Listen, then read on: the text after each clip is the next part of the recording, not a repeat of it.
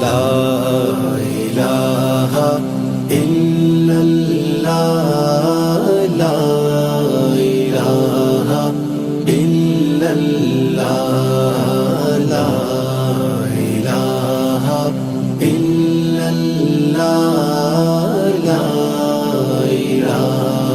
الا اللہ لا الہ الا اللہ لا الہ الا اللہ لا الہ الا اللہ لا الہ الا اللہ یہ نغمہ فصل گلو لالا کا نہیں پابند یہ نغمہ فصل گلو لالا تمہارے سامنے بہت ہی پیاری گفتگو فرمیدے پہ ہن سارے علاقے دے عالم دین حضرت مولانا مفتی محمد وسیم صاحب دامت برکاتہم العالیہ میں ہوں تمہارے سامنے دعوت سخن دینا خطیب اہل سنت خطیب اسلام پروانہ ختم نبوت استاذ العلماء حضرت مولانا مفتی محمد حفیظ ظفر صاحب دامت برکاتہم العالیہ شیخ الحدیث جامعہ مدنیہ سلطان العلوم کوٹلہ رحملی شاہ میں ملتمس ہاں کہ وہ میک دوتے تشریف گھننا من اور اپنے قیمتی نصائح نال سارے دلوں کو گرمامن جناب مفتی محمد حفیظ ظفر صاحب والصلاة والسلام على من لا نبي بعده وعلى آله وأصحابه الذين أوفوا وعده أما بعد فأعوذ بالله من الشيطان الرجيم بسم الله الرحمن الرحيم ألف لام ميم ذلك الكتاب لا ريب فيه هدى للمتقين وقال الله تبارك وتعالى في مقام آخر هو الذي أرسل رسوله بالهدى ودين الحق ليظهره على الدين كله وكفى بالله شهيدا قال النبي صلى الله عليه وسلم لا يؤمن أحدكم حتى يكون هواه تبعا لما جئت به صدق الله العظيم وصدق رسوله النبي الكريم ونحن على ذلك لمن الشاهدين والشاكرين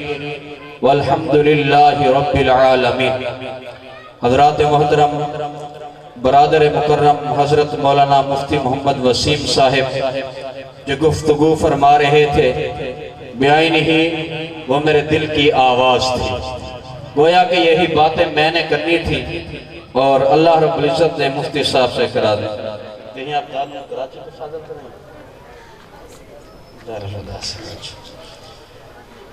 گزارش یہ ہے اللہ رب العزت کا بہت بڑا فضل اور احسان ہے کہ اللہ نے ہمیں مسلمان بنایا دین اسلام عطا فرمایا ہے محمد رسول اللہ صلی اللہ علیہ وسلم نبی عطا فرمائے ہیں قرآن جیسی لا ریب اور سچی کتاب عطا فرمائی اللہ نے انسان بنایا ہے یہ انتخاب میرے خدا کا ہے لیکن انسانیت اپنے اندر لے کر آنا یہ میرے اور آپ کے اختیار میں رب نے محمد رسول اللہ صلی اللہ علیہ وسلم کا امتی بنایا ہے لیکن آپ کا حقیقی امتی بننا آپ کا غلام بننا وہ میرے اور آپ کے اختیار میں ہے میرے نبی نے ہمیں جو دین دیا وہ دین زندگی کے ہر شعبے سے تعلق رکھتا ہے ہم جس شعبے میں ہیں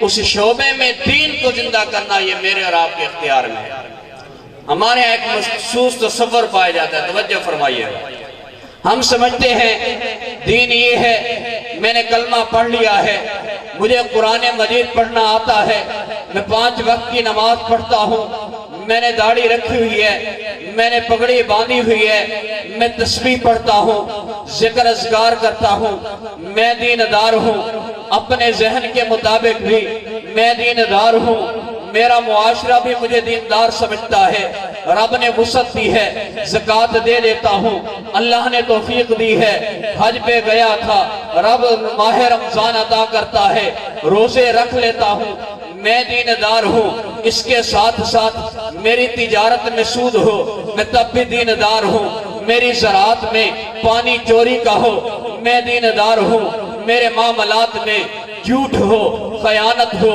چغل خوری ہو، غیبت ہو، بہتان ہو، الزام تراشی ہو، میں دیندار ہوں، میں جس ملک میں رہتا ہوں اس ملک کے اندر ناانصافی ہو، قتل و غارت ہو، بے روزگاری ہو، امن ختم ہو، سکون ختم ہو، مساجد پہ پابندی ہو، مدارس پہ پابندی ہو، دین کا کام کرنا مشکل ہو جائے، میں کونے میں ایک مسجد میں بیٹھا ہوں، میں اپنا ذکر اذکار کر رہا ہوں، میں دیندار ہوں۔ میرے بھائی میری بات توجہ سے سننا، دین اسلام کا ایسا تصور نہیں ہے کہ آپ صرف نماز پڑھتے رہیں اور کہیں دیندار ہیں۔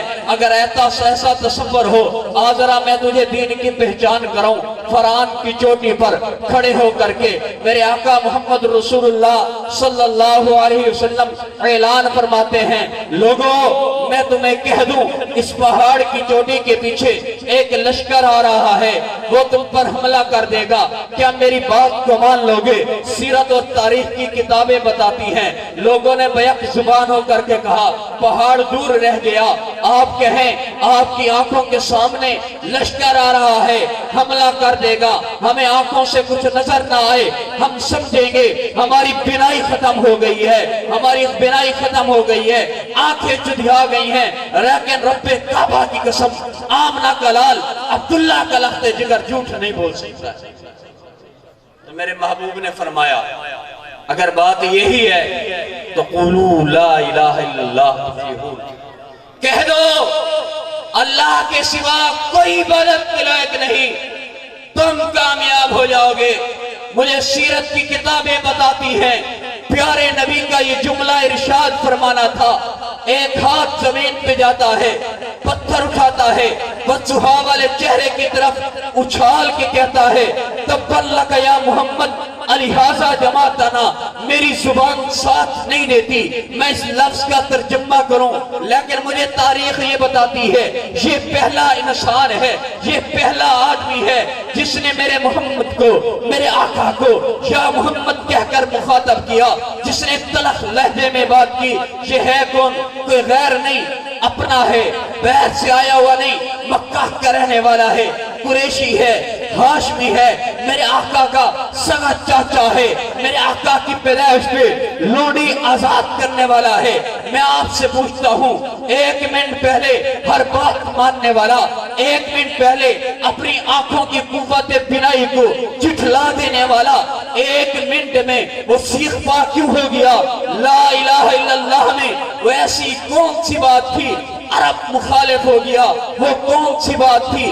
10 سال میرے آقا نے بیت اللہ میں محنت کی، مکہ مکرمہ میں محنت کی، ایک ایک دروازے کو 100 بار کھڑکایا۔ آپ طائف تشریف لے گئے، آپ زخمی ہوئے، 13 سال کی مکہ کی کوشش میں مسلمان ہونے والوں کی تعداد 100 سے زیادہ نہیں۔ وہ کون سی چیز ہے جو لا الہ الا اللہ کی طرف آنے نہیں دیتی؟ میرا بھائی توجہ کر، وہ لا الہ الا اللہ کا مفہوم ہے۔ اگر مفہوم یہی ہوتا کہ نماز پڑھ لیں، روزہ رکھ لیں، حج کر لیں، رمضان کے روزے رکھ لینا، بات ختم۔ توجہ سے تسلی سے سنیے گا، نماز کا کوئی بھی مخالف نہیں تھا اہل مکہ۔ قرآن کی تلاوت، آپ سیرت علماء بیٹھے ہیں میرے ہر طرف، آپ سیرت طیبہ کی کتابیں پڑھیں، قرآن کی تلاوت پہ اعتراض ہے، وجہ قرآن کی دعوت ہے، نماز پہ اعتراض نہیں۔ روزہ تو آدمی کی ذاتی کیفیت ہے، کسی کو کیا پتہ اس نے کھانا کھایا یا نہیں کھایا؟ حج کے تو وہ خود میزبان ہیں، باوجود ہے کہ ظلم و ستم کا دور تھا، لیکن حج کے دنوں میں اونٹ ذبح کر دیا کرتے تھے، مہمان نوازی کیا کرتے تھے۔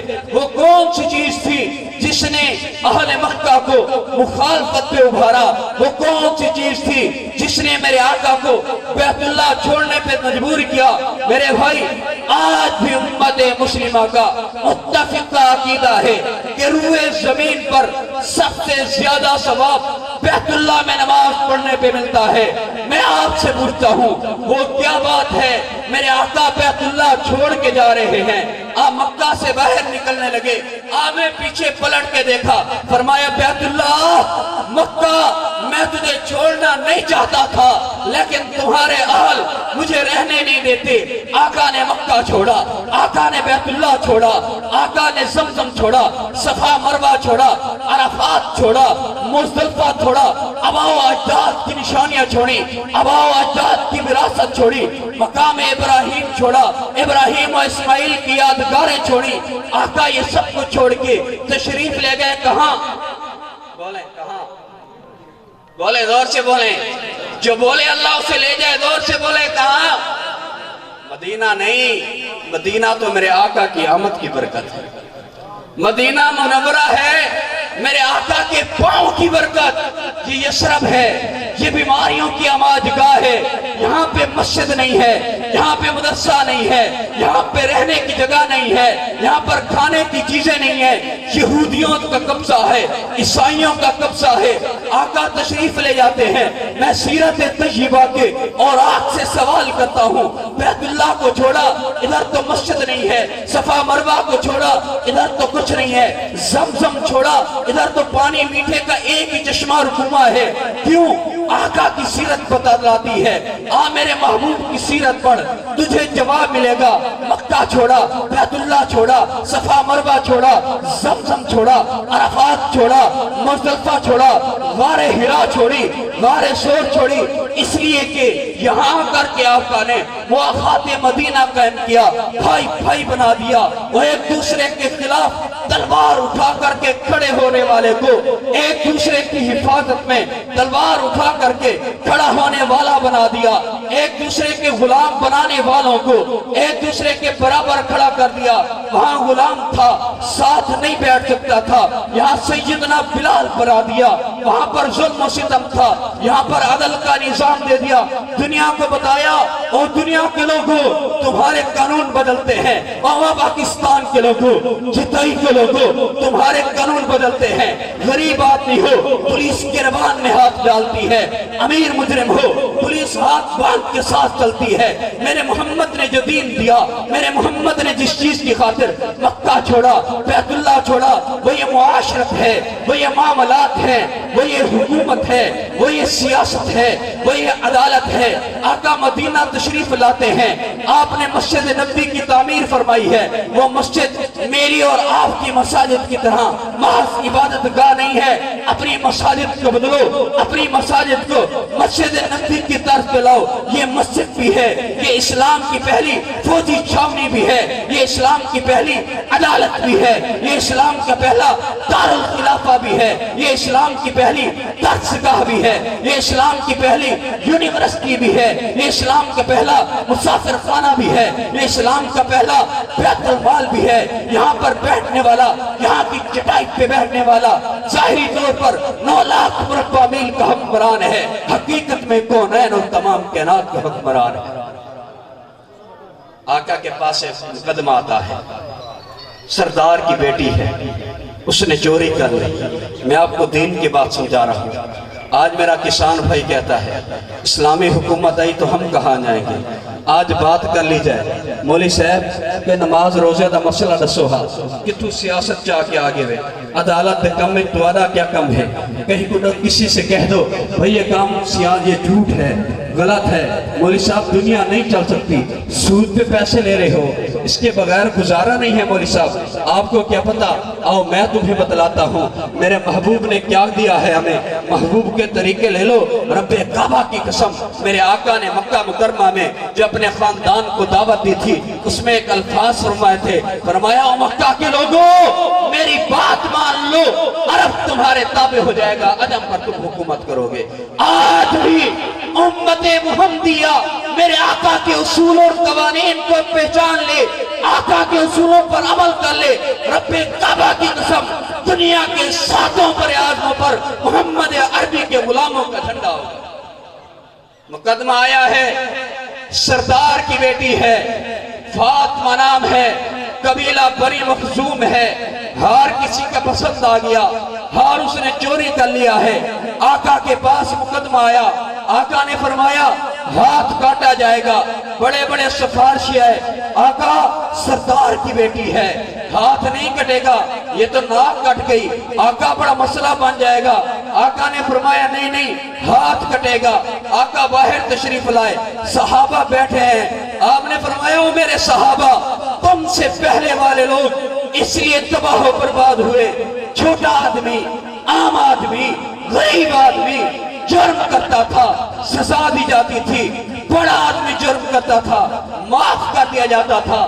پیارے نبی نے جملہ ارشاد فرمایا، ویسے تو میرے آقا کی زبان اقدس سے نکلا ہوا ہر جملہ خون جگر سے لکھنے کے قابل ہے، لیکن یہ جملہ تاریخ انسانی میں انوکھا جملہ ہے۔ پیارے آقا نے فرمایا واللہ لو سرقت فاطمہ بنت محمد لقطعت یدہا، اللہ کی قسم اگر فاطمہ بنت محمد بھی چوری کرتی میں ہاتھ کاٹ دیتا۔ یہ فاطمہ بنت محمد کیا ہے؟ نام نہیں ہے، توجہ فرمائیں، وہ قبیلے کے سردار کی بیٹی ہے، نام فاطمہ ہے۔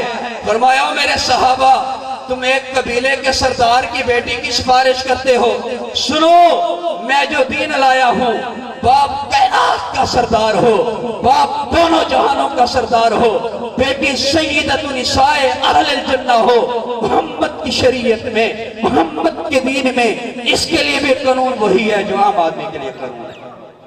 اس قانون کو کس نے چھوڑا؟ میں نے اور آپ نے چھوڑا۔ اس قانون کو کس نے چھوڑا؟ ہم نے چھوڑا۔ آؤ میرے آقا کی سیرت طیبہ پڑھو، رب کعبہ کی قسم رونگٹے کھڑے ہو جاتے ہیں۔ صلح حدیبیہ کا موقع ہے، کفار مکہ چاہتے ہیں، نوجوان چاہتے ہیں جنگ کر لی جائے، بوڑھے کہتے ہیں پہلے جنگ کے کر چکے، ہم شکست کھا کے آتے ہیں، ہمارے لوگ مر جاتے ہیں، کوئی اور راستہ نکالا جائے۔ ذہین ترین آدمی کو بھیجا جاتا ہے، جاؤ محمد کے دربار کا جائزہ لے کر کے آؤ، پھر فیصلہ کرنا جنگ بہتر ہے صلح بہتر ہے۔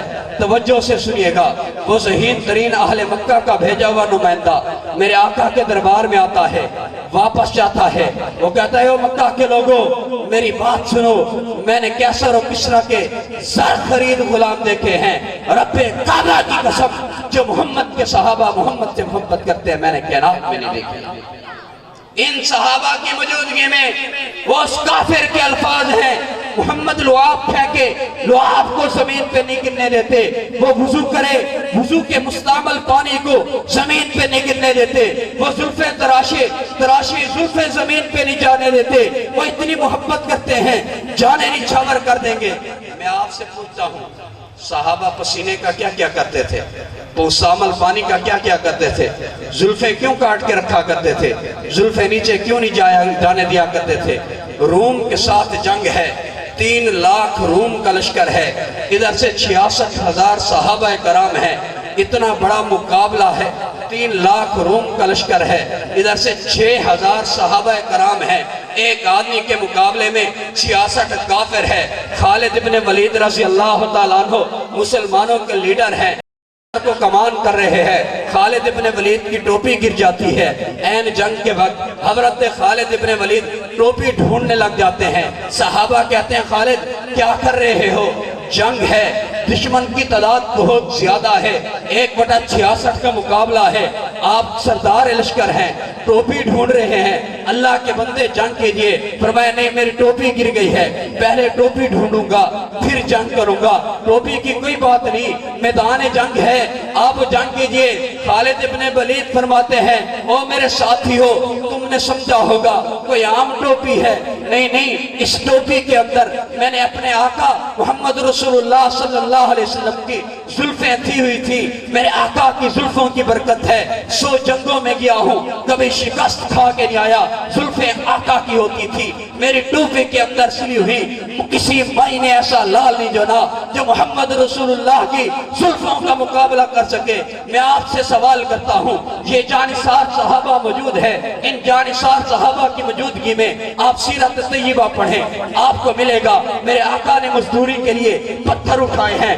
میرے آقا نے پتھر رکھے ہیں، میرے آقا نے لکڑیاں کاٹی ہیں، میرے آقا نے اپنی زلفیں تراشی ہیں، میرے آقا نے اپنے کرتے پر پیوند لگایا ہے، میرے آقا نے کھیتی باڑی کی ہے، میرے آقا نے تجارت کی ہے، میرے آقا نے کام کیے ہیں، میرے آقا نے اپنے مبارک ہاتھوں سے روٹی لگائی ہے تندور کے اندر، کیوں لگائی ہے؟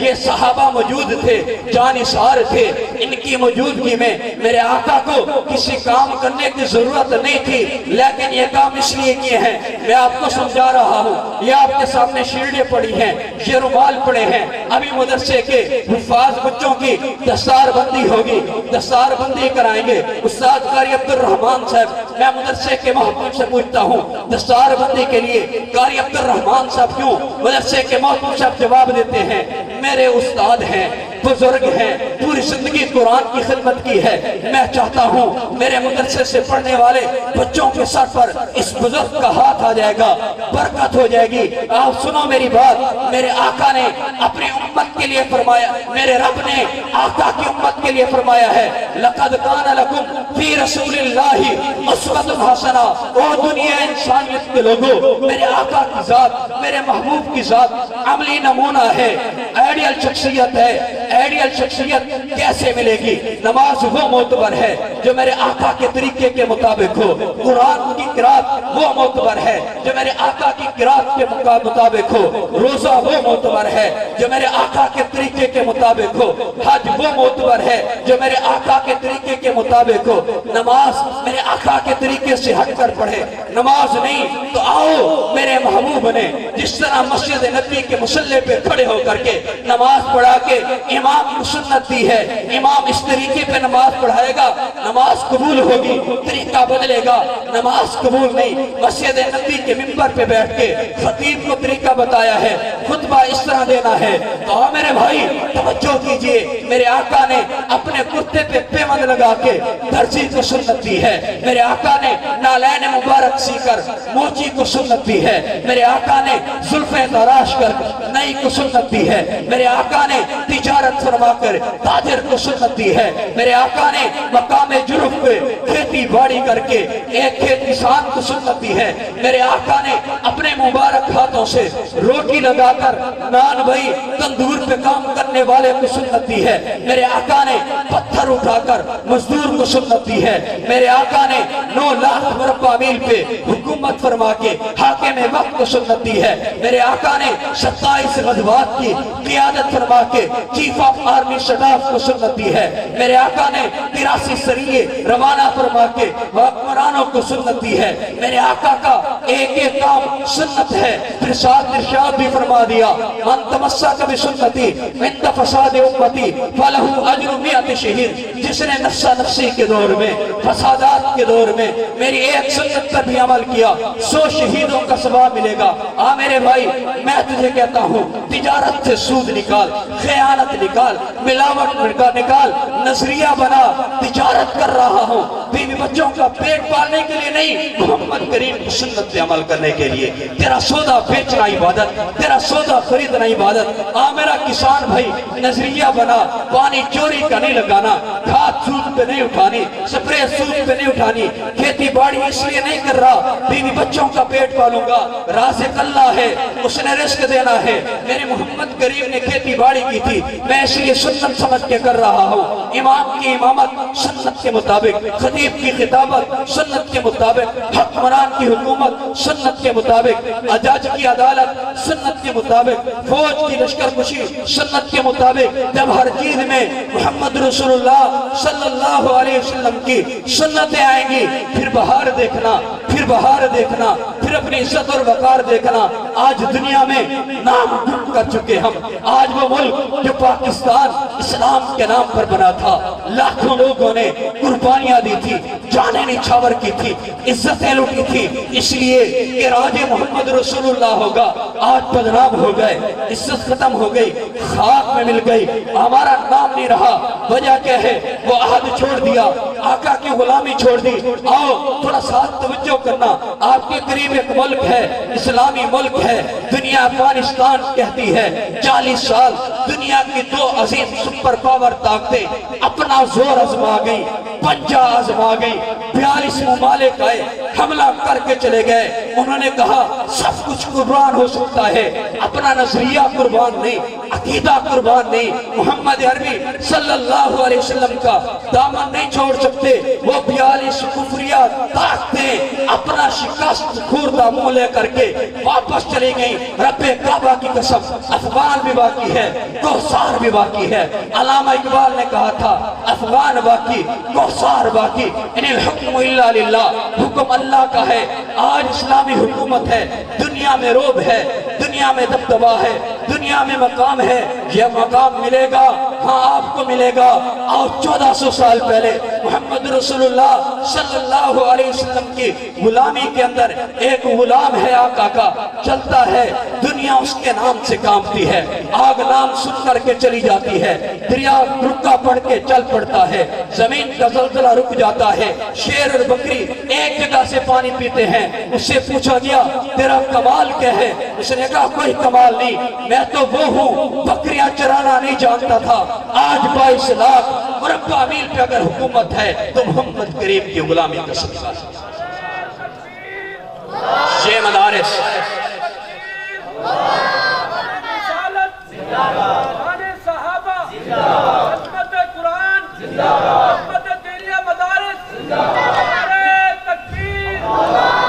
یہ مدارس یاد رکھنا محض قرآن کے الفاظ کو رٹا لگوانے کے لیے نہیں ہے۔ میں آپ کو مدرسے میں کھڑے ہو کر کے مدرسے کا تعارف کرانے لگا ہوں۔ ہماری دعوت وہ دعوت ہے جو میرے آقا کی دعوت، ہمارا پیغام وہ پیغام ہے جو میرے آقا کا پیغام ہے۔ نماز، روزہ، حج، زکات، تجارت، سیاست، عدالت، حکومت، اخلاقیات، ہر چیز میں آقا کا طریقہ اور اللہ کا حکم آ جائے، اس کام کے لیے مدارس ہے۔ اور یہ مدرسہ صرف یہ مدرسہ نہیں ہے، آؤ توجہ کرو۔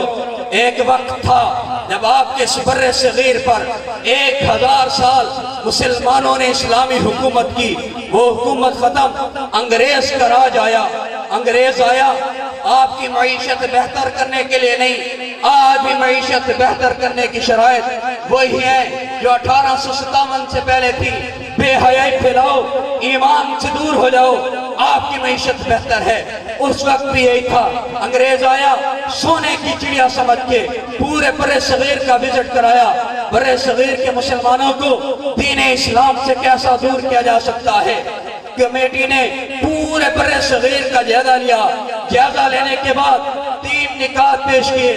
کہا بر صغیر کے مسلمانوں کو علماء سے دور کر دو، مسجد سے دور کر دو، قرآن سے دور کر دو، ان 3 چیزوں سے دور ہو جائیں گے، دین اسلام کا نام نہیں لیں گے، محمد رسول اللہ کا نام لیں گے۔ انگریز نے عمل شروع کیا، مدارس شہید کرنا شروع کیے۔ وہ مدرسہ امینیہ دہلی کا بہت بڑی درسگاہ شہید ہو گیا، شاہ ولی اللہ کا جامعہ شہید ہو گیا۔ بر صغیر سے جامعات ختم ہونے شروع ہوئے تو علماء دیوبند کی جماعت مولانا قاسم نانوتوی، مولانا رشید احمد گنگوہی رحمت اللہ تعالی علیہ اجمعین کی سربراہی میں جمع ہوئی کہ ہم نے مدارس بنانے ہیں، ہم نے دینی تعلیم کو اجاگر کرنا ہے، ایسے لوگ تیار کرنے ہیں جو رنگ اور نسل کے لحاظ سے پاک ہندوستان کے نمائندے ہوں، یہاں کے نظر ہیں لیکن دل اور دماغ کے لحاظ سے وہ محمد رسول اللہ کے نمائندے ہوں۔ آج دنیا کے اندر سب سے بہترین معیار تعلیم پاکستان کے مدارس کا ہے۔ یہ دارالعلوم کراچی سے لے کر دارالعلوم حقانیہ کوڑا خٹک تک، یہ آپ کے جتوئی اور علی پور کے مدارس، یہ سارا فیض ہیں میرے اکابر علماء دیوبند، سارا فیض ہے میرے اکابر کا۔ یہ مدرسہ عمارت کا نام نہیں ہے، ایک انار کے درخت کے نیچے ایک استاد اور ایک شاگرد بیٹھا ہے۔ رب کعبہ کی قسم کیا اخلاص تھا، میرے رب نے کیا قبولیت عطا فرمائی۔ دنیا کے اندر کوئی ملک ایسا نہیں ہے جہاں پر دارالعلوم دیوبند کا فیض نہ ہو۔ اس سال صرف آپ کی تحصیل جتوئی علی پور سے حفاظ کرام جنہوں نے وفاق المدارس میں حفظ کے امتحان دے، ان کی تعداد 820 سے ہوگی۔ 820 یہ مدارس ہیں، ان کی دعوت یہی ہے کہ محمد رسول اللہ صلی اللہ علیہ وسلم کے دین کو عملی طور پر زندگی کے ہر شعبے میں لانا ہے اور ہر جگہ پر دین کا تحفظ کرنا ہے۔ آپ کا پاکستان بنا، اس کی بنیاد کے اندر حکیم الامت مولانا اشرف علی تھانوی رحمت اللہ علیہ ہیں، حکیم الاسلام شیخ الاسلام حضرت مولانا شبیر احمد عثمانی ہیں، مولانا ظفر احمد عثمانی ہیں، اکابر علماء دیوبند ہیں۔ پاکستان بننے کے بعد تحریک ختم نبوت چلی، قادیانیت ایمان کے ڈاکوں کا مقابلہ کرنے کے لیے 1954 کی تحریک ہو یا 1973 کی تحریک ہو، دونوں تحریکیں علماء دیوبند نے چلائی ہیں۔ قادیانیت کو مناظرے کے میدان میں پاکستان کی نیشنل اسمبلی میں شکست دی ہے، مفتی محمود نے دی ہے، مولانا غلام غوث ہزاروی نے دی ہے، الشاہ احمد نورانی رحمت اللہ تعالی علیہ نے دی ہے۔ تحفظ ختم نبوت ہو، اکابر علماء دیوبند سامنے ہیں، تحفظ دینی مدارس ہو، علماء دیوبند سامنے ہیں، ناموس رسالت ہو، علماء دیوبند قائدین ہیں، ناموس صحابہ کا مسئلہ ہو، علماء دیوبند قائدین ہیں، ناموس اہل بیت کا مسئلہ ہو، علماء دیوبند قائدین ہیں۔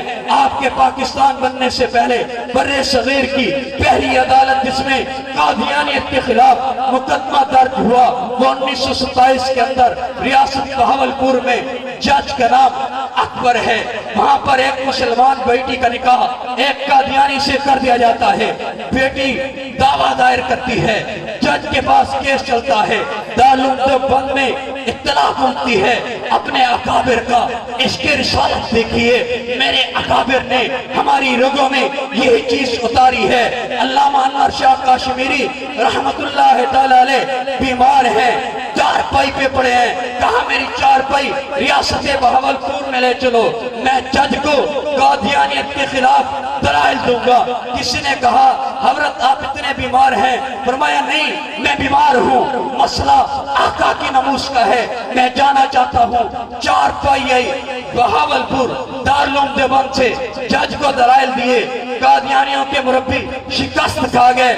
علامہ انور شاہ کشمیری رحمت اللہ تعالی علیہ نے مولانا محمد صادق بہاولپوری رحمت اللہ علیہ سے فرمایا مولوی صادق میری زندگی میں جج کا فیصلہ آ جائے میں خود سن لوں گا، میں مر گیا میری قبر پہ آ کر کے فیصلہ سنا دینا۔ جاتے ہوئے علامہ کشمیری نے فرمایا او بہاولپور کے علماء، بر صغیر کے علماء، مجھے تمہارے علم پر، تمہاری فقہ پر، تمہاری ثقافت پر، تمہاری تہذیب پر فخر ہے، تمہارے علم پر بھی فخر ہے، تمہارا علم راسخ ہے، مضبوط ہے۔ یہ بات نہیں تھی، مجھے کوئی خطرہ نہیں تھا کہ تم قادیانیوں سے ہار جاؤ گے، مجھے یقین تھا قادیانیوں کو محمد کے غلام شکست سے دو چار کر دیں گے، لیکن میں اس لیے چارپائی سے دارالعلوم دیوبند سے بہاولپور میں آیا ہوں، کل آقا پوچھ لے قیامت کے دن انور شاہ میری ناموس کا مسئلہ تھا، تو کہاں تھا؟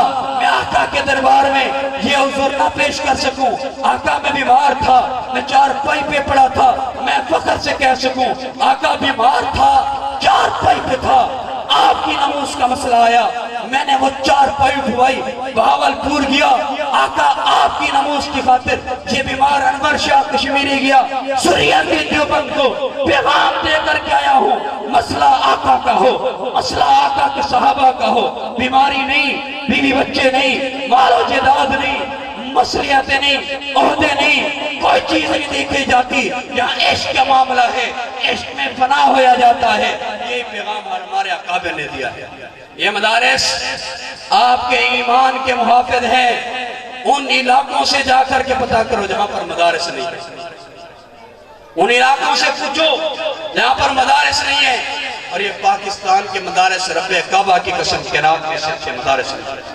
علماء بیٹھے ہیں جانتے ہیں، میں آپ کے لیے بات کر رہا ہوں، آپ کے لیے بات کر رہا ہوں۔ پاکستان اور انڈیا سے باہر نکلیں، آپ کسی ملک میں جائیں گے، ہمارے مدارس میں 27 علوم پڑھائے جاتے ہیں۔ صرف ایک علم ہے، نحو دوسرا ہے، عربی ادب ہے، منطق ہے، فلسفہ ہے، فصاحت ہے، بلاغت ہے، فقہ ہے، اصول فقہ ہے، حدیث ہے، اصول حدیث ہے، تفسیر ہے، اصول تفسیر ہے، 27 علوم ہیں۔ آپ بر صغیر سے باہر نکلیں، دنیا کے کسی ملک میں جائیں، حتیٰ کہ سعودی عرب میں جائیں، وہاں پر پوچھیں گے آپ کو شیخ و صرف ملے گا، اس کو فقہ کا پتہ نہیں ہے، تفسیر کا پتہ نہیں ہے، نحو کا پتہ نہیں ہے، بلاغت کا پتہ نہیں ہے، فلسفے کا پتہ نہیں ہے، حدیث کا پتہ نہیں ہے، شیخ الحدیث ملے گا، اس کو باقی علوم کا پتہ نہیں ہے۔ دنیا کے اندر واحد ملک پاکستان ہے جہاں پر تمام علوم پڑھائے جاتے ہیں۔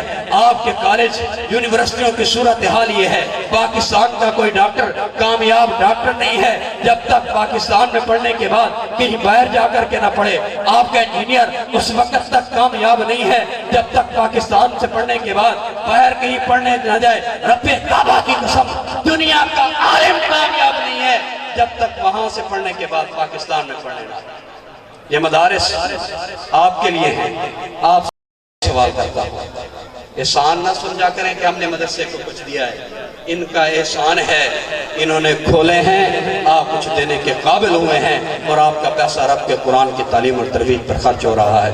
وآخر دعوانا الحمدللہ رب العالمین۔